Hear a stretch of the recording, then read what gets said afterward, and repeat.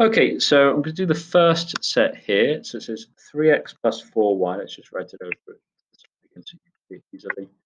3x plus 4y is 20, and we've got 2x plus y is 10. Now, if we add these two lines, we'll get 5x and 5y is 30.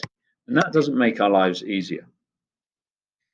If we subtract our lines, so let's subtract them. 3x take away 2x is x. 4y take away y is 3y. And 20 take away 10 is 10.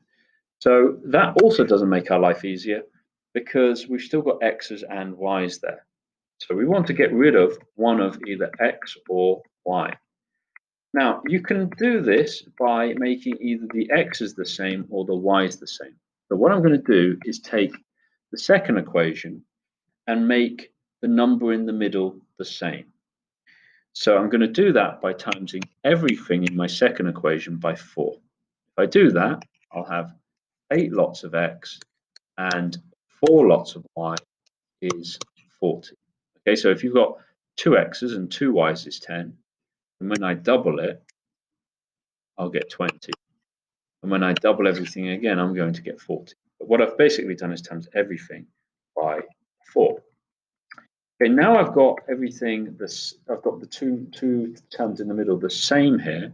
What I'm going to do is take away the smaller numbers. So 3x away from 8x is 5x. 4y away from y is 0y. And 20 away from 40 is 20. So now we've got x is equal to 4 when we divide by 5. Now it's the same process as before. We can choose either the first or the second equation in order to find out what y is. So I'm going to use the second one because it looks a bit easier. So we've got 2 lots of 4, this bit here, plus y equals 10. And so we've got 8 plus something is 10, and that something is 2. We get that by taking 8 off both sides. Okay, for the second question, that's going to disappear now. For the second question, I'm going to do the same thing.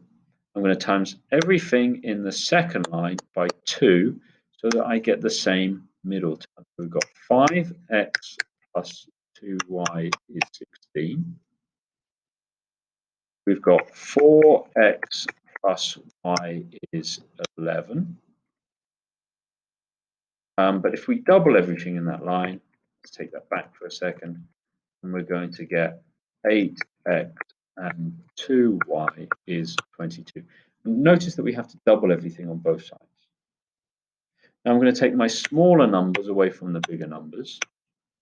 So the line with the smaller numbers. So 3x away from 8x is 3x. 2y away from 2y is going to cancel. 16 away from 22 gives us 6. Now we can divide by the 3. Divide by 3 gives us 2. Now we can do the same process as before. Let me take the second of those two equations.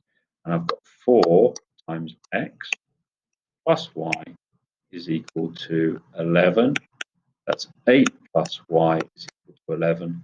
And that means that y must be equal to 3 if we take 8 off both sides. Okay, we could have taken the first or the second equation. It doesn't matter which one we take to put our x back into. Okay, question number 3. Again, I see that I've got 2y and y there. So I want to make the numbers in the middle the same. So I'm going to do 3x and 2y is 16. And I'm going to double everything in the second one. 4x and 2y is 18. So double everything there. I'm going to take the top line away from the bottom line. That gives me x. Y is going to cancel. 2 away from 18 is 2. And then it's the same process as before. Again, choose the second of these equations. 2 times 2 plus y is 9. Y is 5. How did I do that so quickly? Well, I did 2 times 2 is 4. I took 4 off both sides. I'm just rushing that last bit a bit. Okay, and the last one here, this one here, we're still going to make the numbers in the middle the same. So I'm going to double everything on my first row. So I'm going to get 4x plus 2y is 11. And on the second row, I've got 3x minus 2y is 6. Now, you'll notice here that one of the two y's is plus and one is minus. So again, we're going to go back to the same process as before. Instead of taking them away, I'm going to add them this time, because plus 2 plus minus 2 is 0. So 4 plus 3 is 7x. We've got 17 there. Have I done that right? No, I haven't done it right. Okay, so this is a good lesson. Not good from my point of view, but good from yours, because you can see my mistake. I noticed that 17 doesn't divide nicely by 7, and I expect it to. Even if it's not, even if the 17 is not in the 17 times table, I expect it to, at least to give me maybe an answer when I divide by 7 of 2.5 or something.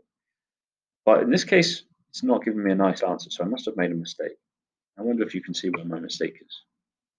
And I doubled everything there. At 4x, that's good. At 2y, that's good. Oh, but hang on, I should have had 22 there. Okay, so that's my mistake. So that was wrong. So 6 plus 22 then is what I needed to do, and that would give me 28, because remember we were adding both of the lines. Now I've got a number which is divisible by 7. Now I can do 28 divided by 7, which is equal to 4. And I can do the same process as before. I'll probably take the first of these equations because there's no minuses. So I've got 2 times 4 plus y is 11. I've got 8 plus y is 11. And I can see that y is equal to 3 there. You take 8 off both sides and y is equal to 3. Okay, guys, thank you very much for listening. I'm going to go on to the next 4 questions in the next video.